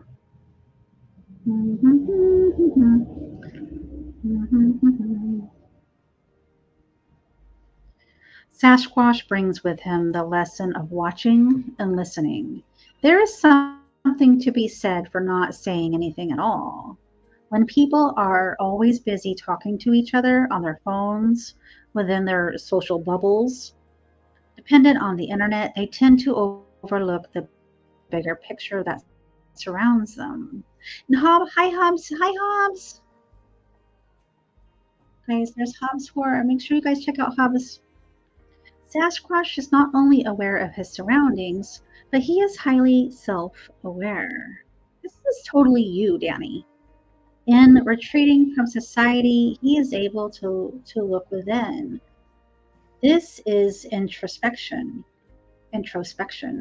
Drawing the Sasquatch card can potentially be an indicator that you need to stop and look within yourself. Are you truly aware of what you are doing or how your behavior affects others? Of what you are not doing and what you might be missing? If the staring Sasquatch knows more about you than you do, and he probably does, then there could be a problem that needs your attention. Take some time out to figure out what it is. A person who embodies the Sasquatch is an introspective and introverted, but perhaps misunderstood. He enjoys peace and quiet and plenty of time to hear his own thoughts. He takes pride in being self-reliant and not enslaved by material technology. The Sasquatch person is a nature lover, perhaps an environmentalist. He does not understand the mindset that the natural world is only as important as its monetary value. He is appalled by modern industrial practices that harm the planet. He is critical of the cultural he is critical of the culture that breeds these norms, and he fears for the future of the earth and humankind. I love that. I love that. That's really good, Danny. That's really good. We're reading from the mythological creatures. And I'm really glad that you got this one, Danny. That's so you. That's so you. I like that. So Danny, you want one too, Hops? You want one? All right. Let's see what we can get for you from the mythical creatures. Sorry, not mythological. The mythical creatures. All right, here we go. This is going to be for Hobbs Horror. I like these little cards that I get to use in the place of them. They're just like little bitty cards that I had. They're just so easy to mix up.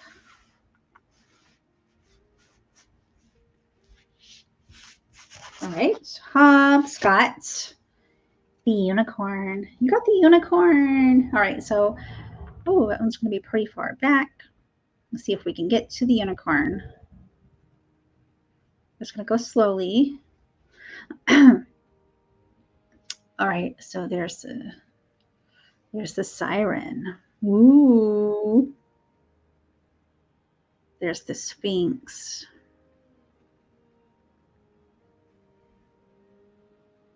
Oh yeah, there's different sizes. There's the Tengu. Is it Tengu? The Thunderbird. Thunderbird, guys. Isn't that cool? There's the unicorn. You got the unicorn. Ooh, so pretty. All right. This is for Hobbs.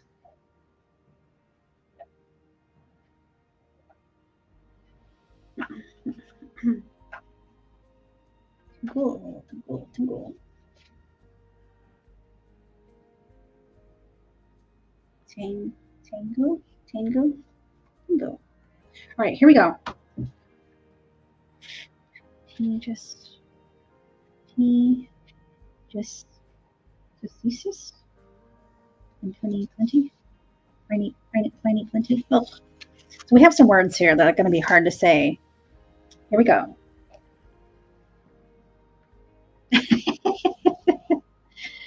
The first descriptions of the unicorn came from ancient Greece and Rome. Early historians Tigius,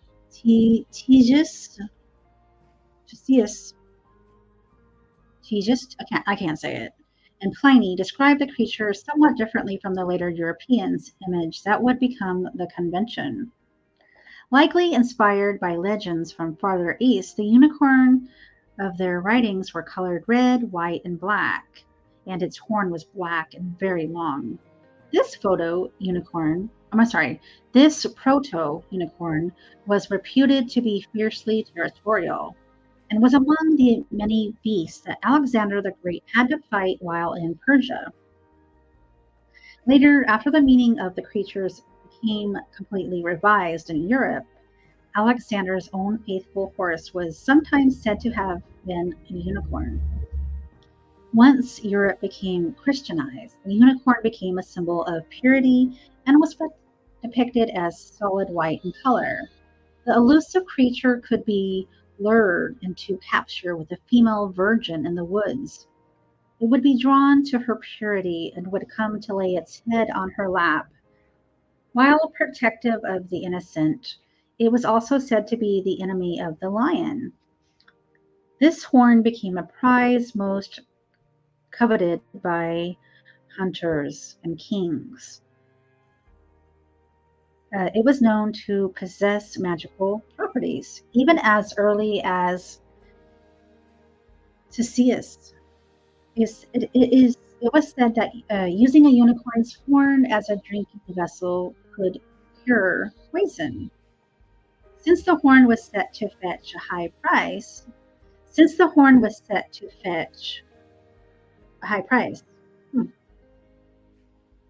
people sometimes passed off a narwhal tusk as unicorn horns. Poor virgins always getting shafted, right? The unicorn is typically regarded as a kind and gentle creature. This is how most people know him, as this is the side that he normally shows. There is no denying, however, that he is actually a powerful wild beast with a long, sharp horn, and he is capable of killing lions.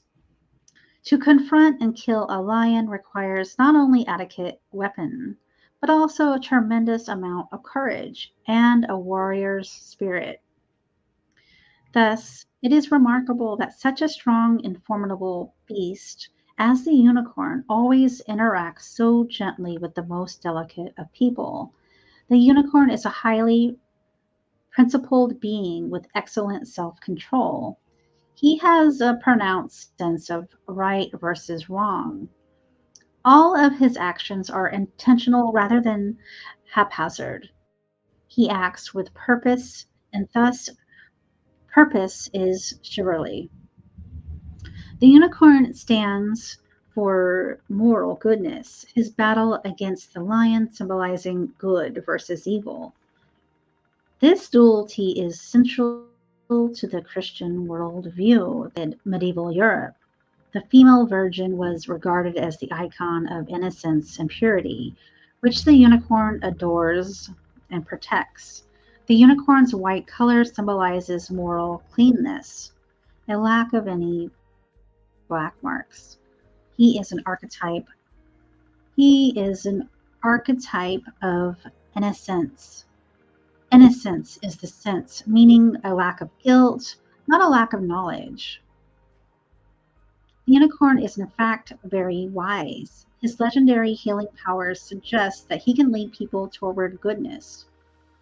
In keeping with the concept of goodness and purity, the unicorn is known as a symbol of virtue.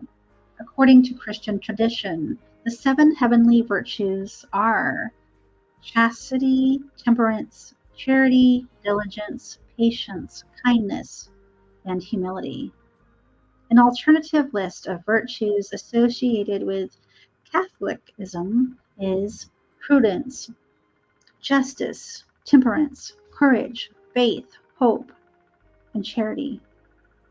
There are these are opposed to the seven deadly sins, which are lust, gluttony, greed, sloth, wrath, envy, and pride. The unicorn acts to protect those who are virtuous, and to attack those who are sinful. He is honest and honorable.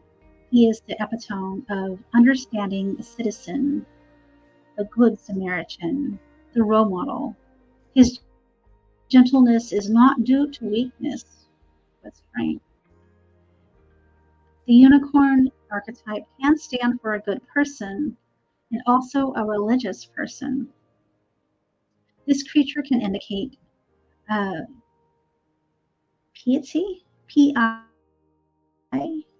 I've never even heard that word, piety, and one's relationship to God. With regards to other religions, he can signify spiritual awareness in general. Unicorn, highly moralistic, humanistic, spiritual, truthful, yet tactful, devoted to good cause. This person might appear meek, but he is wise. He will swiftly take arms if someone mistreats him or his loved ones. His greatest desire is for peace in the world. Oh, I love that. Hi, Eric. Hi, Eric. How are you? Paranormal Highway guys in the house. What you doing, Eric? We're just kind of reading through this. We're doing readings with this deck. It's the mythical creatures, and it's so cool. We're learning about so many mythical creatures. Anybody else like a reading? And if you guys don't have Eric from Paranormal Highway, make sure you please go and check him out. Great, great channel. You're very welcome, Hobbs. Very welcome. Just let me know. You guys are welcome to drop any links you like. You know that. Good bards. Cad. I'm just kidding. I know what you mean. I'm getting close to picking up my daughter from school, so drinking espresso real quick. Oh, okay. You be careful out there. You want one, Eric? Okay. All right, let's see what Eric gets. This is a really cool deck, Eric. I love it. The mythical creatures. Let's see what you get.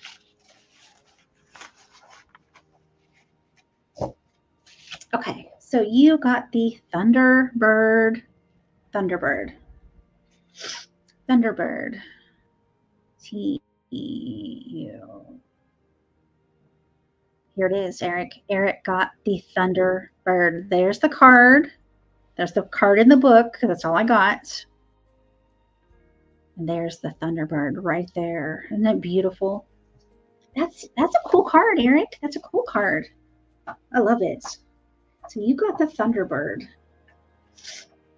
Let's see. PQRST. Sorry, guys.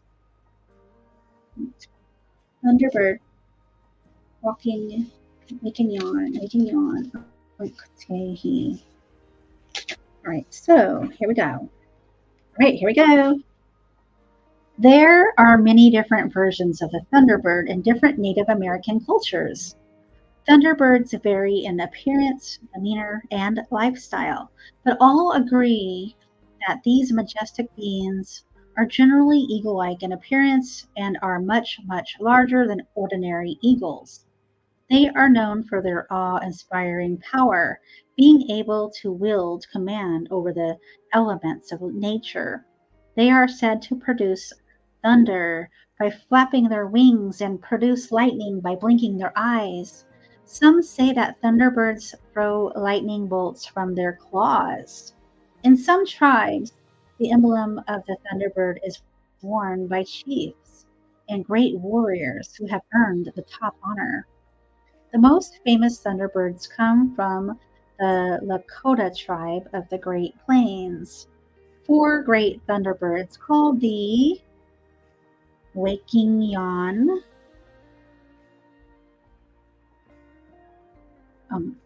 Tonke, guard the 4 directions of the world. The one in the west is black. The one in the north is red. The one in the east is yellow. And the one in the south is white. Usually, only holy men can see them. And even when this happens, they can see part of the Wakinyan at a time. They can only see part of the Wakinyan at a time because the birds are so great. The Wakinyan's job is to protect all that is sacred. One time they fought a great battle against a horned earth monster called Unktehi. In this battle, the ground shook, the waters raged, the forest burned, and the clouds stormed. Defeated, Unktehi's bones became the great jagged rocks of the Badlands. Okay, so I hope that part made sense to you. Here's your reading. The mighty thunderbird is a creature that many people wish to be, yet most who claim to be thunderbirds actually aren't. This is because one cannot gain such status simply by talking the talk. In fact, arrogance and egoism are sure signs of an imposter. The Thunderbird rose to his status through extensive hard work, which most wannabes are either unaware of or unwilling to do. He is not a Thunderbird because he wanted to be, but because he earned that title. He is one who has endured much struggling in life and has soared above it. This experience leaves a Thunderbird with a sense of self fulfillment and broad perspective that replaces selfish ambitions. They are not hungry for recognition, nor do they seek to dominate or control others. True Thunderbirds often go unseen. When a crisis arises, the Thunderbird soars, at which point there is no overlooking his majestic power. The Thunderbird has the ability to control and transform his environment. To do this, he uses a great wisdom and understanding, as well as refined skill that comes only with years of experience. Capable of moving mountains, he is renowned for his ability to manipulate chaos into order. Rather than simply trying to intimidate his foes, he creates order among his allies and represents a source of strength among them. The Thunderbird is highly charismatic, confident, not a bully. He uses force only when necessary. People regard him with true respect, not fear. His deeds are known and his words are trusted. He is a leader from among the people, not over the people. He had to be a proven warrior first before he was able to become a leader. Through his known capability and integrity, he commands respect. Indeed, the Thunderbird is a high bar to reach. You might doubt that you are worthy if you drew this card. Yet to question yourself in this manner is a sign pointing in the right direction. We are all birds flying over our past experiences. We all carry wisdom in some form or another. One does not have to command all of the elements in order to be a Thunderbird of their own element. To draw the Thunderbird card might indicate that someone perceives you in this light, or that you otherwise are soaring to new heights. It might just signify a promotion at work or some kind of merit. It might be that someone looks up to you or sees you as worthy of praise. Your accomplishments are being noticed, and this places you in the high esteems of others. I like that for you, Eric. I really do. Hi, Danny. Thank you so much, okay? Thank you so much for coming, Danny. Go take your nap, okay? Thank you for coming. I'll see you next time. Eric, that was a good card for you. That was really, really good for you. I love that. All right, Meg, I'm going to do one for you. Like it? That was good, huh? You're very welcome, Eric. I really, really like that one for you. I really love this deck, guys. I love it. It's like everybody that's gotten a reading, I could feel it. I could feel like that it fit for every person. That's so cool. This is for Meg.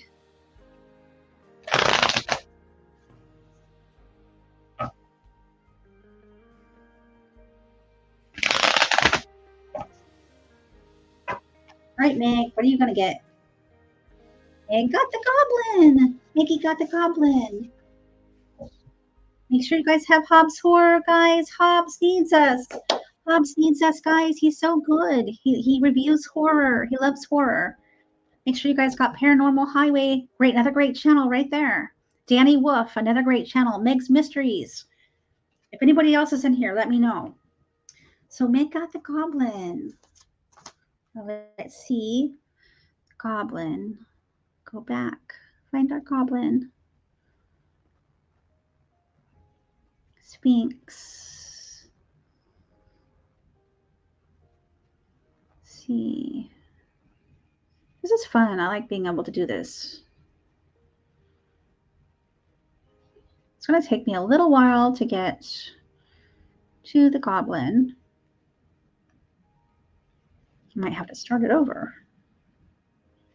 Yay, got the goblin.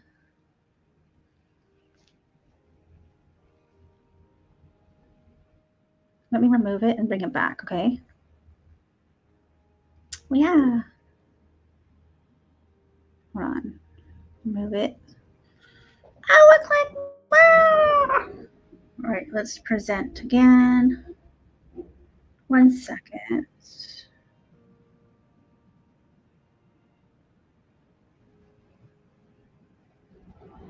There's the Emmet, the Baromitz.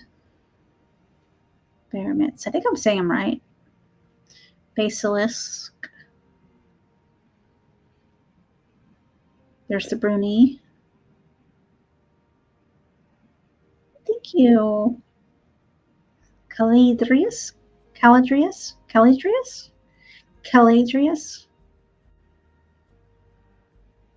I really am trying to go to like this Google thing and learn how to say these things right, guys. I really am. I am doing my homework. I'm trying.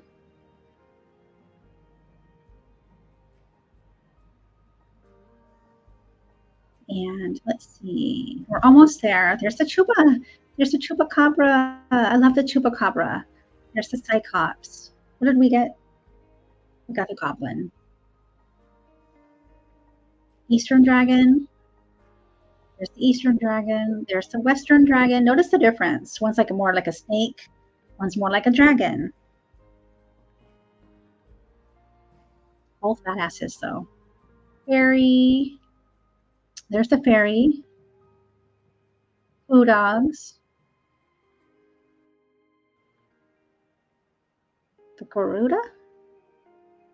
The Garuda. There's the goblin. Here we go. There's the goblin. That's what's in the book. That's the card. There. Look at that goblins. Look at the goblins. Isn't that cool? Here we go.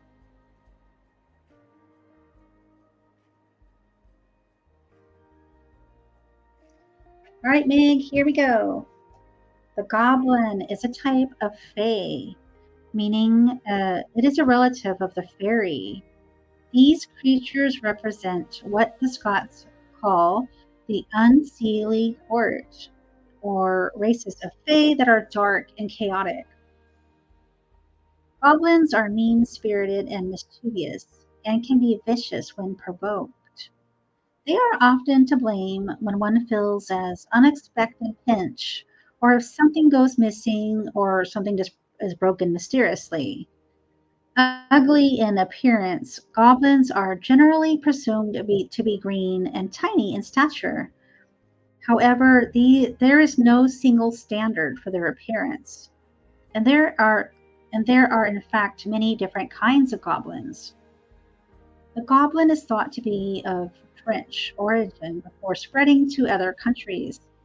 It originated as a French counterpart to the German kobold or the English boggart.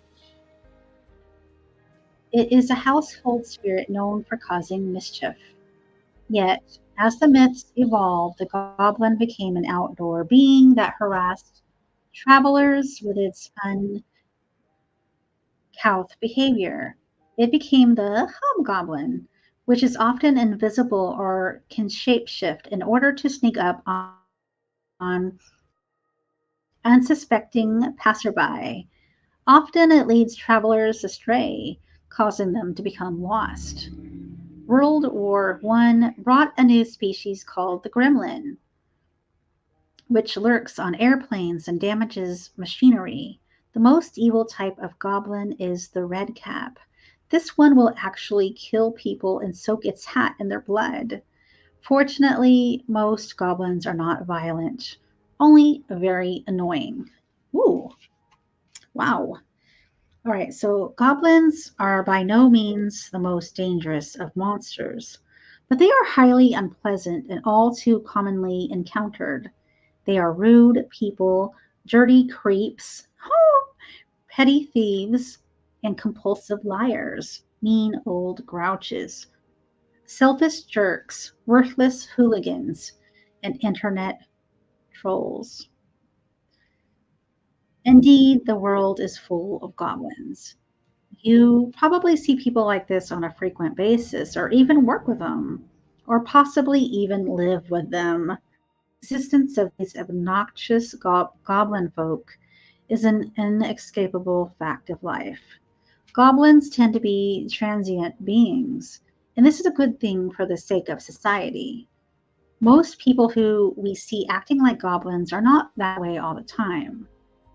A person might turn into a goblin if he is having a bad day and might only express it at a certain time or toward a certain person. The same individual could be back to normal and the very next day, or could behave differently toward a different person.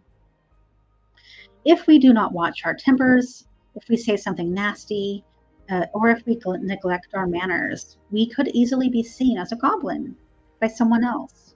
The goblin card may therefore signify a bad relationship between two people. Although most goblins are merely annoying, some of them are just truly terrible people. These individuals are not simply moody, they are uncaring to the core. They will treat others badly on a frequent basis. Cough, cough, narcissist. Either out of recklessness or because they actually derive pleasure from being abusive. They lack respect for others and they are toxic to be around. They might be dangerous as they have a broken moral compass. They may obey the law out of fear of being caught, but in the worst cases, they may be bold and commit crimes without reservation. Everyone makes mistakes during their life, but for this type of goblin, it's not a mistake, it's who they are. So, drawing this card can indicate you are being messed with by another person. With so many goblins around us in the world, it would be a little surprise. It would be of little surprise that you would be dragged down by someone at some point. This is especially likely if you are forced to be around a goblin for an extended period of time. Nobody is truly one-sided. So if you must be around a goblin, try to find their non-goblin side. Unfortunately, this is not always doable, and you might need to pursue more drastic measures, such as reporting that problem to a higher up, or leaving, or blocking. Block. So there you go, guys. If you have a goblin in your life, you must find their doable side, or leave, or tell somebody, or like I said, block. And don't be the goblin either, because sometimes we can be the goblin. So don't be the goblin. So I have been on for 2 hours, guys, doing this really cool mythical creatures deck.